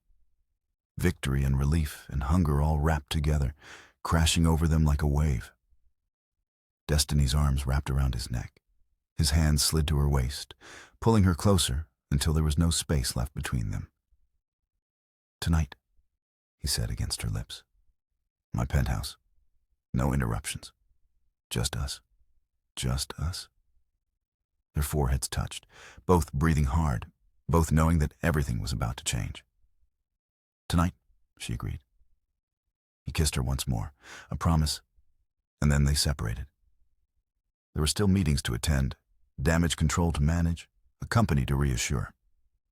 But tonight belonged to them. Across town, Vivian Ashford sat in her hotel suite, watching the news coverage of Derek's victory. Her hands shook with rage. Every plan, every scheme, every dollar spent on investigators and bribes and carefully orchestrated destruction. Wasted. Derek Hamilton had walked into a room designed to destroy him and walked out stronger than before. She had underestimated him, underestimated the woman who stood beside him, underestimated the power of a man with nothing left to hide. But Vivian Ashford was not finished. She had one card left to play, one secret she'd been saving for exactly this moment. She picked up her phone and dialed a number she'd hoped never to use. "It's me," she said when the line connected. "I need you to come to Miami." "Yes, now." She walked to the window, looked out at the city where Derek Hamilton thought he had won. "Because Derek is about to have a very unexpected family reunion." A smile crossed her face. Cold, triumphant, unhinged. "Let's see how your precious destiny handles meeting your first wife." She ended the call and poured herself champagne. The game wasn't over. It was just getting started. When you think you've won, when you think the battle is over, that's when the real enemy strikes. Have you ever been blindsided by a secret you never saw coming? Ever thought you knew someone only to discover you knew nothing at all? Tell me in the comments. What would you do if someone you loved had been hiding a marriage? Derek's first wife is coming to Miami, and nothing will ever be the same. Subscribe now. I'm Mr. Daniel, and I'll see you in the next chapter. She had been erased from every record, deleted from every photograph, paid to disappear so completely that even Derek had convinced himself she never existed. But Simone Hamilton was about to remind everyone that first wives don't stay buried forever. The penthouse was perfect. Candles flickered on every surface. Music played softly from hidden speakers. Derek had spent the afternoon preparing, selecting wine, ordering flowers, making sure every detail reflected what this night meant. Tonight, after everything they'd survived, he and Destiny would finally be together. No interruptions, no crises. Just 2 people who had earned the right to stop waiting. Destiny arrived at 8. She wore a simple black dress that made Derek forget how to breathe. Her hair was loose around her shoulders. Her smile held anticipation and nervousness in equal measure. "You look incredible," he said, taking her hand. "You clean up pretty well yourself." They kissed in the doorway. Soft at first, then deeper. His hands found her waist. Her fingers threaded through his hair. Then the elevator doors opened behind them. Derek pulled back, confused. He hadn't been expecting anyone. The building's security was supposed to prevent. "Hello, Derek." The voice froze him solid. A woman stepped out of the elevator. Mid-30s, blonde hair cut sharp at the shoulders, eyes that held ice and calculation, and something that looked almost like triumph. Behind her stood two men in expensive suits. Lawyers, from the look of them. "I'm sorry," Derek said carefully. "Do I know you?" The woman smiled. It didn't reach her eyes. "You used to. 17 years ago. In Vegas. Ring any bells?" Derek's blood turned to ice. "Simone." He remembers. She walked past them into the penthouse like she owned it. "I was worried you'd forgotten. Men usually do when they pay enough to make a problem disappear." Destiny looked between them. "Derek, who is this?" Derek's jaw tightened. His hand found Destiny's, held it tight. "Someone from a long time ago. Someone I never expected to see again. And yet, here I am." Simone settled onto the couch, crossing her legs with practiced elegance. "Destiny Williams, I presume? The virgin who caught a billionaire. I've read all about you." "Don't talk to her," Derek snapped. "Protective. That's new." Simone's smile sharpened. "You weren't very protective 17 years ago.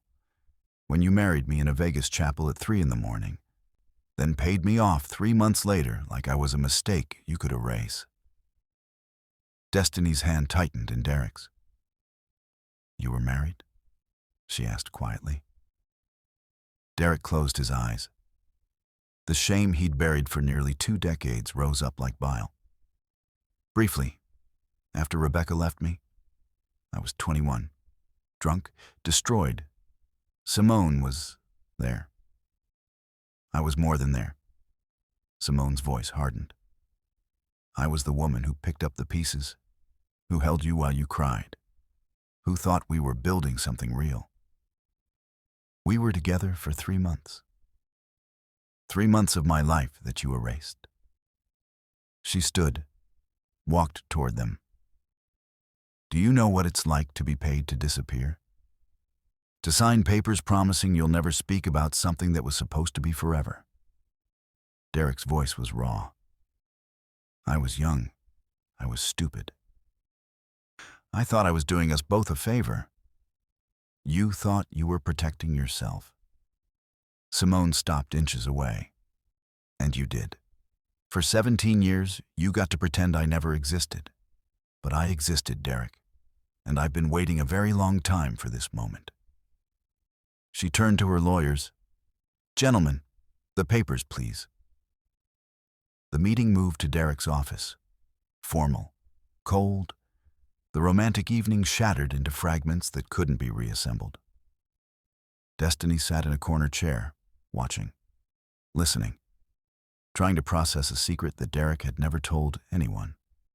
Not his mother, not his closest friends, not the woman he claimed to love.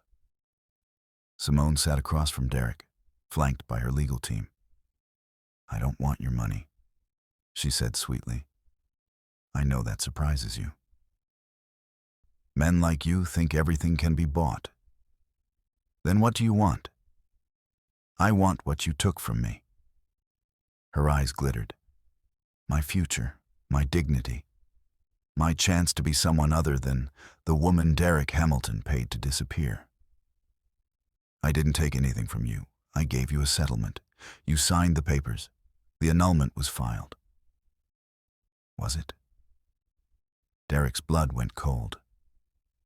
Simone reached into her bag and pulled out a document, yellowed with age. Familiar in a way that made Derek's stomach drop. I kept a copy, she said. For 17 years, I kept this copy. And do you know what I discovered 6 months ago, when I finally had enough money to hire a proper lawyer? She slid the document across the desk. The annulment was never finalized. Your lawyer filed the paperwork, but there was a clerical error. The court rejected the filing, and no one ever followed up. Derek stared at the document, at the stamp that should have been there but wasn't, at the future he thought he'd escaped, now clawing its way back. Which means, legally speaking, Simone's smile was pure venom. I'm still your wife. The room tilted. Derek looked at Destiny, saw the shock on her face, the hurt, the questions she was too dignified to ask in front of strangers. Give us a moment, he said to the lawyers. Please? They exchanged glances with Simone, who nodded. When the room was empty except for the three of them, Derek crossed to where Destiny sat. I was going to tell you, he said. Eventually, when I found the right words. Were you? Her voice was quiet, not angry, just tired. Because this seems like a pretty important thing to mention. By the way, I was married once. Didn't work out. It was the worst 3 months of my life. I was broken, and Simone saw an opportunity. By the time I realized what was happening, I just wanted out. I paid her what she asked, signed what I thought were annulment papers, and spent 17 years pretending it never happened. And now it's happening again. I know. He took her hands. I know this is a lot. I know you have every right to walk away. Destiny was silent for a long moment. Then she looked at Simone, still seated across the room with a satisfied expression. One more secret doesn't change who you are now, Destiny said quietly. We deal with this. Then we finish what we started. Derek's heart cracked open with relief and love and gratitude. You're sure? William's women don't run when things get hard. She squeezed his hands. Now let's figure out what she actually wants. What would you do if someone from your past appeared to destroy your future? If a mistake you made at 21 threatened to ruin everything you'd built? Tell me in the comments, have you ever been haunted by something you thought was buried? The legal battle is just beginning, and Simone has one more secret that will change everything. Subscribe now, because the next chapter reveals a truth that Derek never knew. Derek Hamilton had built his empire on contracts and legal precision. Now, a single document, or the absence of one, threatened to destroy everything, including the woman he'd finally let himself love. The next 72 hours were chaos. Derek's legal team descended on the situation like surgeons in an emergency room. Documents were subpoenaed, records were requested. 17 years of buried history were exhumed and examined under fluorescent lights. The verdict was devastating. The annulment had never been finalized. A clerical error, a single box left unchecked, had allowed the marriage to remain legally valid. For 17 years, Derek Hamilton had been a married man, which meant every contract he'd signed listing himself as single was potentially fraudulent. Every business deal, every partnership agreement, every legal document that required accurate disclosure of marital status. The implications were staggering. She's not asking for money, Garrett Chen explained in a tense meeting with Derek's executive team. She's asking for something worse, public acknowledgement, a formal statement confirming the marriage, and a settlement that includes ongoing payments for emotional damages. How much? $5 million, plus a percentage of Hamilton Development profits for the duration of the original marriage. That's extortion. That's leverage. Garrett's expression was grim. She has us by the throat, Derek. If this goes public without our control, the board will revolt. Shareholders will panic. Everything we saved in that boardroom will collapse. Derek stood at his office window, watching the Miami skyline blur through exhaustion and rage. "File for divorce," he said.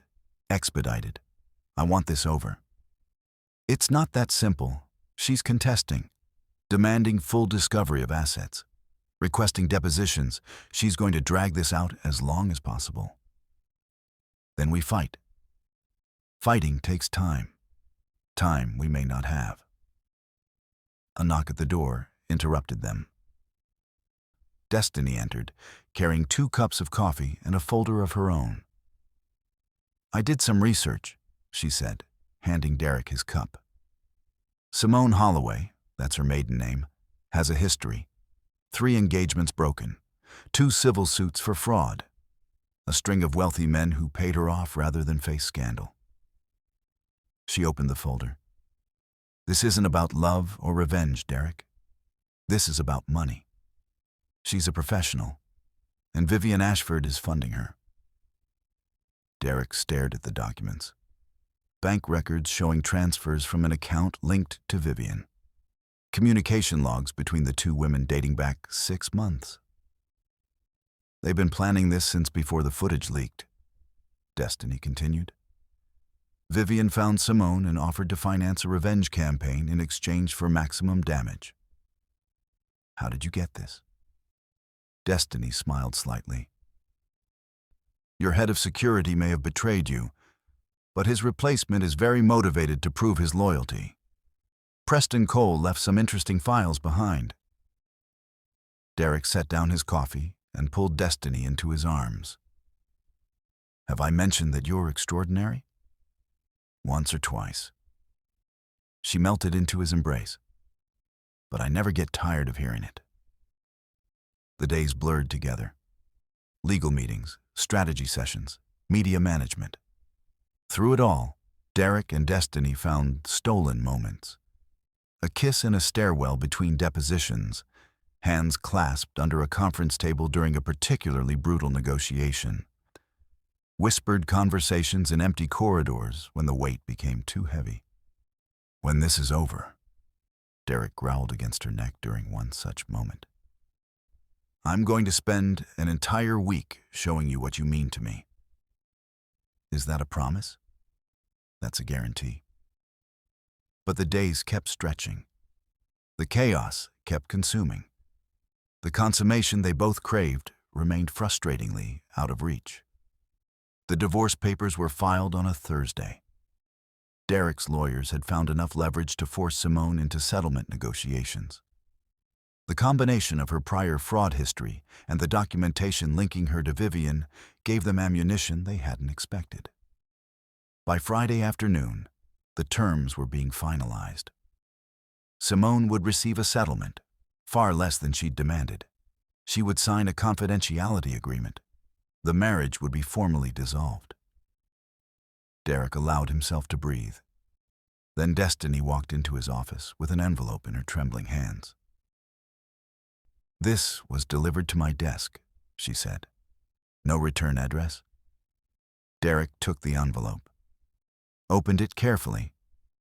Inside was a photograph and a note. The photograph showed Simone, 20 years younger, holding an infant. The baby was wrapped in a blue blanket. Simone's smile was different than the one Derek knew. Softer, almost maternal. The note read, "Ask Derek about the baby, the one he paid her to give away." Derek's world stopped spinning. "A baby?" Destiny's voice was barely a whisper. "You have a child?" Derek stared at the photograph, at the infant he'd never seen, at a secret he'd buried so deep he'd almost convinced himself it wasn't real. "I didn't know," he said. His voice cracked. "Not at first. Simone told me she'd had a miscarriage. She said it happened during the annulment process. I believed her because I needed to believe her." He sank into his chair. Years later, I found out the truth. There was no miscarriage. She gave the baby up for adoption without telling me. By the time I discovered what really happened, the records were sealed. I tried to find the child, hired investigators, hit dead end after dead end. Tears streamed down his face. Eventually, I stopped looking. The pain was too much. I told myself that wherever that child was, they were better off without me, without my name, without my mess. Destiny knelt before him, took his face in her hands. How long ago? 17 years. His voice broke. My child would be 17 years old now, the same age as Terrence, and I don't even know if it was a boy or a girl. She pulled him into her arms, held him while 17 years of suppressed grief finally broke free. "We'll find them," she whispered. "Together. We'll find your child." Have you ever discovered a truth that rewrote everything you thought you knew? Ever learned that someone you loved had been keeping a secret that changed their entire story? Tell me in the comments. Would you help someone find a child they never knew? The search begins now, and what they discover will shock everyone. Subscribe now, because the next chapter brings father and son face to face for the first time. Some secrets stay buried because the truth would break us. Derek Hamilton had buried this one so deep that even he had stopped believing it was real. Until the woman he loved stood before him, demanding answers he didn't know how to give. The private investigator's name was Marcus Webb. He was the best in the business, a former FBI agent who specialized in sealed adoptions and missing persons. Derek had hired him before, years ago, when the first attempt to find his child had failed. Now Marcus was back, and this time he had help. The records were sealed because the adoption was private, Marcus explained during a video call. Simone worked with an agency that guaranteed anonymity. But agencies make mistakes. People leave paper trails. "What kind of mistakes?" Destiny asked. "The kind that happen when someone uses a real social security number on a form that should have been blank." Marcus smiled grimly. Simone was careful, but she wasn't perfect. "I found a hospital record from the delivery. Cross-referenced it with adoption agency paperwork. Then tracked the family who took the child." Derek's heart hammered. "You found them?" "I found him. Your son. His name is Jerome. He's 17 years old. Lives in Chicago with his adoptive parents, good people from what I can tell. Stable home, good schools." Derek's eyes burned. His son. He had a son. "There's more," Marcus continued. "Jerome started searching for you 2 years ago. When he turned 15, his adoptive parents told him the truth about his birth. They gave him access to whatever records they had. He's been looking for me. For 2 years, he found newspaper articles about you, business profiles, everything public. He knows who you are, Derek. He's known for a long time." "Then why didn't he reach out?" Marcus's expression softened. "Because he wanted you to find him first. He wanted to know if you cared enough to look." The weight of that sentence crushed Derek's chest. His son had been waiting for 2 years, hoping his biological father would care enough to search. And Derek had stopped looking because the pain was too much. "I need to see him," Derek said, "as soon as possible." "I can arrange that, but Derek..." Marcus hesitated. He's angry, confused. He spent 17 years wondering why his birth parents gave him away. Finding out the truth? It's going to be complicated. "I don't care about complicated." Derek's voice was steady despite the tears on his face. "I care about my son." That night, Derek and Destiny sat together in his penthouse. No romantic music, No candlelight. Just two people holding each other through the heaviest conversation of their lives. I should have kept looking, Derek said, all those years. I should have kept looking until I found him. You were protecting yourself, Destiny said softly. The same way I protected myself by lying on that application. The same way everyone protects themselves from pain that feels too big to survive. That's not an excuse. No, but it's an explanation. She took his hand. What matters now is what you do next. Derek looked at her, at this woman who had seen every broken piece of him and chosen to stay anyway. Come with me, he said. To Chicago. I can't do this alone. You don't have to. They held each other through the night, fully clothed, connected in ways that transcended physical intimacy. The confession had been too heavy for anything else. But in the darkness, holding her close, Derek felt something he hadn't felt in years. Hope. The call came at 3 a.m. Derek was still awake, staring at the ceiling while Destiny slept beside him. Marcus Webb's name flashed on the screen. I found him, Marcus said without preamble. Your son. His name is Jerome. He's 17 years old. He lives in Chicago with his adoptive family. I know. You told me earlier. There's something else. Something I just confirmed. Derek sat up. What? He's been searching for you too. He's known who you are for 2 years. Marcus paused. And, sir, he's been waiting for you to find him first. Derek's breath caught. There's a flight to Chicago at 6 a.m., Marcus continued. I can have everything arranged. His adoptive parents have agreed to a meeting. They want this closure as much as Jerome does. Derek looked at Destiny, now awake beside him. We'll be on that flight, he said. He ended the call and pulled her close. Tomorrow, he whispered. I meet my son. Tomorrow, she agreed. We meet your son. When you discover someone has been waiting for you, hoping you would come, how do you make up for lost time? Tell me in the comments. What would you say to a child you never knew existed? The meeting is next. 17 years of silence about to break. Subscribe now, because what happens in Chicago will change everything. Derek Hamilton had spent 17 years wondering about a child he'd never held. Now that child stood before him, 17 years old, angry, hopeful, and looking at Derek with eyes that were unmistakably his own. The meeting place was a coffee shop in downtown Chicago. Neutral territory. Public enough to feel safe. Private enough to have a real conversation. Derek arrived first. Destiny sat beside him, her hand steady on his bouncing knee. He'll come, she said quietly. What if he hates me? Then you'll earn his forgiveness, the same way you earned mine. The door opened.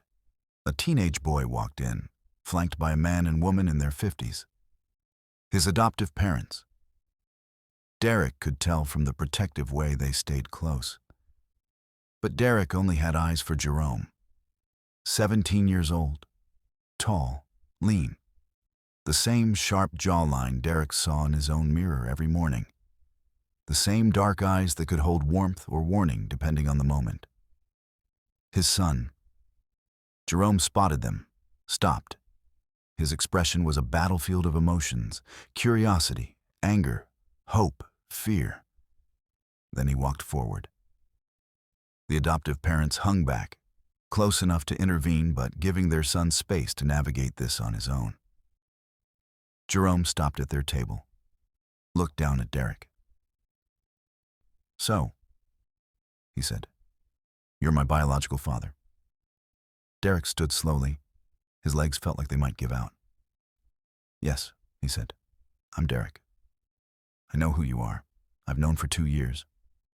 Jerome's voice was flat, controlled. I read every article, watched every interview, saw your face on the news 100 times. Jerome, do you know how many times I almost reached out? How many emails I wrote and deleted? How many times I stood outside buildings you owned, trying to work up the courage to walk in? Derek's throat closed. I wanted you to find me. Jerome continued. I wanted to know if I mattered enough for you to look. You did matter. You do matter. I tried to find you years ago, but the records were sealed. I hired investigators. I hit dead ends. And then you stopped. The accusation landed like a blow. Yes, Derek admitted. I stopped because the pain was too much, because every dead end felt like losing you all over again, and because, he swallowed hard, because I convinced myself you were better off without me. Jerome stared at him, 17 years of abandonment in his eyes. Do you know what it's like to grow up wondering why your parents gave you away? To look in the mirror and see a stranger because you don't know where your features came from? I didn't give you away. Your mother, Simone, she told me you didn't survive. She lied. By the time I found out the truth, it was too late. Was it? Jerome's voice cracked. Because I've been here for 17 years. Same city, same family, easy to find if someone really wanted to. You're right. Derek's tears fell freely. I should have tried harder. I should have never stopped. There's no excuse, but I'm here now, and I'm not going anywhere. Destiny rose, stepped forward. Jerome, she said gently, I'm Destiny. I know this is overwhelming, and I know you have every right to be angry. But I've watched your father carry this pain for weeks. I've watched him cry over a son he thought he'd lost forever. Whatever happened before, he loves you. He's loved you since before he knew your name. Jerome looked at her. Some of the anger faded, replaced by something more vulnerable. Why should I believe that? Because he's here, standing in front of you, letting you see him cry. She smiled softly. Men like Derek don't do that easily. Trust me. Jerome's adoptive mother stepped forward, a kind-faced woman with warm eyes. Jerome has talked about this moment for 2 years, she said. We've always known it would come, and we've always supported him finding his biological family. She looked at Derek. We're not trying to replace anyone. We just want what's best for our son. Derek nodded. Thank you for raising him, for loving him, for giving him everything I couldn't. The tension in the room shifted, not resolved, but softened. Jerome sat down across from Derek. Tell me, he said quietly.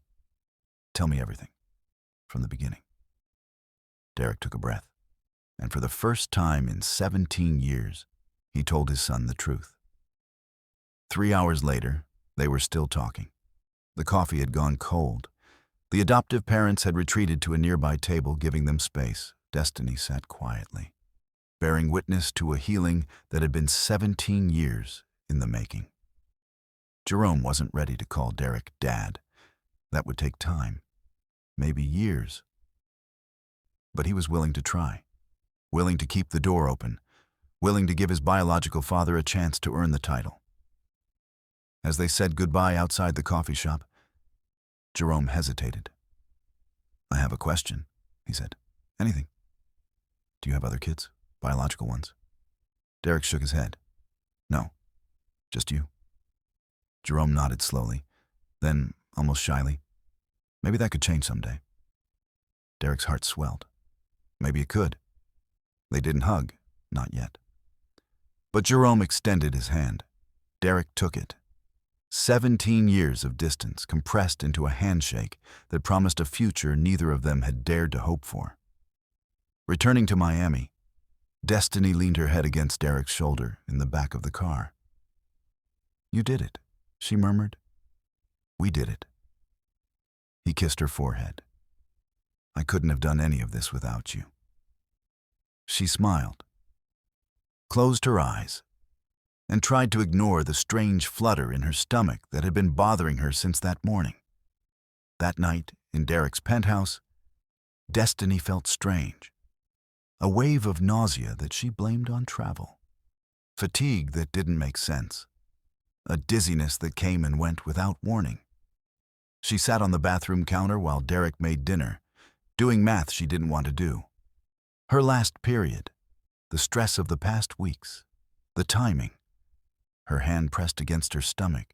It wasn't possible. They hadn't even. But then she remembered. The night before the board meeting. The night after Derek had confronted his father. The night they had finally stopped waiting. It had happened in a blur. Emotion and relief and hunger all crashing together until there was no space for thought. She had trusted him completely. He had been reverent and tender and everything she had waited 26 years to experience. Neither of them had discussed protection. Her hands trembled as she pulled the test from her purse, the one she'd bought on instinct at the airport pharmacy, the one she'd told herself was just paranoia. 3 minutes later, she stared at 2 pink lines. Pregnant. Destiny Williams was pregnant, and everything she thought she knew about her future had just been rewritten. What would you do if your life changed in a single moment? If a test result rewrote everything you thought you knew? Tell me in the comments. How would you share this news? The final chapter is next, and it brings everything full circle. Subscribe now, because the ending will make you believe in destiny. She had been a virgin. She had never been with anyone. And yet the test was positive. Some miracles can't be explained. They can only be accepted. And the life growing inside Destiny Williams was about to complete a story that started with desperation and ended with destiny. The night before the board meeting. Destiny remembered it now in fragments, pieces of a moment that had felt like a dream. Derek's penthouse, the city lights glittering below, the weight of everything they'd been through pressing them together until there was no space left for fear. He had carried her to the bedroom, laid her down like she was precious, looked at her like she was the first woman he'd ever really seen. "Are you sure?" he had whispered.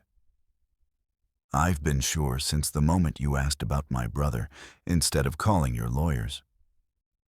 His hands had trembled as he touched her. 26 years of waiting.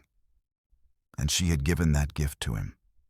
To a man who had spent his whole life building walls, only to watch her walk through them like they were made of paper. It had been tender, reverent, terrifying and beautiful, and everything she had hoped it would be. "I trust you," she had whispered as he crossed the threshold she'd protected her entire life. And he had honored that trust with every touch, every kiss, every moment of patience and passion intertwined. Afterward, they had held each other in the darkness, knowing everything had changed, knowing there was no going back. Then the chaos of the board meeting had consumed them. The revelations about his father, Simone, Jerome, crisis after crisis, burying the memory of that night under layers of survival. Until now. Until 2 pink lines brought it all flooding back. Derek found her sitting on the bathroom floor, the test clutched in her hand. He knelt beside her without asking, looked at the result, let the reality sink in. Destiny. She looked at him, tears streaming down her face. "I don't know how to do this," she whispered. I don't know how to be a mother. I barely know how to be a girlfriend. Everything is happening so fast, and I... He took her face in his hands, kissed her tears. Destiny Williams, he said firmly. You walked into a fertility clinic willing to sacrifice everything for your brother. You stood beside me through every secret, every scandal, every ghost from my past. You are the strongest woman I have ever known. His voice cracked. And you're going to be an incredible mother. How do you know? Because I know you. He pressed his forehead to hers. And because I'm going to be right beside you. Every step, every moment, every sleepless night, and every terrifying first. You want this? Derek laughed through his own tears. Want this? Destiny, I've been walking around with a ring in my pocket for 2 weeks, trying to find the perfect moment. Her breath caught. What? He reached into his jacket, pulled out a small velvet box. I was going to wait until things calmed down, until we had a moment that wasn't surrounded by crisis. But life doesn't wait for perfect moments. He opened the box. A diamond caught the bathroom light. Simple, elegant, perfect. I'm not asking because you're pregnant, he said. I'm asking because I've known since the moment you called my charity an insult that you were going to change my life. I'm asking because you saw past every wall I built and loved the broken man hiding behind them. I'm asking because I want to spend the rest of my life being the man you deserve. He looked into her eyes. Destiny Williams, will you marry me? She laughed, cried, nodded so hard she nearly fell over. Yes, she managed. Yes, 1,000 times, yes. He slid the ring onto her finger, pulled her into his arms, and in a bathroom, on a floor, surrounded by everything messy and imperfect and real, they held onto the beginning of forever. The wedding was small, just family. Terrence stood as Destiny's man of honor, healthy and grinning and making jokes about how he'd known Derek was the one from their first meeting at the hospital. Jerome stood beside Derek, still learning to trust, but willing to try. He'd flown in from Chicago with his adoptive parents, all of them gathered to witness a family being built from broken pieces. Corinne Vance sat in the 3rd row, wiping tears she'd never admit to. And in the front row, a photograph of Gloria Williams watched her daughter marry the man whose mother she'd saved 20 years ago. The ceremony was held at sunset, the Miami sky painted in shades of orange and gold. A string quartet played something soft and hopeful. Derek stood at the altar, watching Destiny walk toward him. She wore white, simple, elegant. Her hair was loose around her shoulders. Her smile was the most beautiful thing he'd ever seen. And beneath her dress, invisible but already growing, was the next chapter of their story. As the officiant spoke, Derek thought about the boy from Detroit who had carried his mother 8 blocks to a hospital, about the nurse who had stayed past her shift to save a stranger, about the daughter who had walked into a fertility clinic willing to sacrifice everything for love. Some people call it coincidence, the officiant said. Others call it fate. Derek looked at his bride. His hand rested gently on her stomach, where their future was just beginning to grow. We call it destiny, he said. She laughed through tears. I've been called worse. They kissed as the sun set behind them, as their family cheered, as 2 broken people became whole in each other's arms. Months later, they stood in a nursery painted soft yellow. Destiny held their daughter, born healthy and screaming and perfect in every way. Derek held them both. What should we name her? He asked. Destiny looked at the photograph on the nursery wall. Gloria Williams, the woman who had started all of this with an act of kindness 20 years ago. Gloria, she said. Gloria Hamilton. Derek's eyes glistened. It's perfect. They stood there together, watching their daughters sleep. The billionaire who had trusted no one, the woman who had been willing to sacrifice everything, and the miracle that had grown from a lie, a debt, and a love that refused to give up. This is not just a story. This is proof that the universe knows what it's doing, even when we don't. If you've ever been desperate enough to lie, brave enough to tell the truth, and lucky enough to find someone who loves you anyway, this story was written for you. Hit that subscribe button, because this channel tells stories about people who survive the impossible and find each other on the other side. Drop a comment below. What part of Derek and Destiny's journey moved you most? The sacrifice? The secrets? The love that refused to die? Tell me. I read every single comment, and your words help me create more stories like this one. I'm Mr. Daniel, and I'll see you in the next chapter. Until then, remember, the people who love you are worth every wall you have to tear down. And it's never too late to become the person they deserve.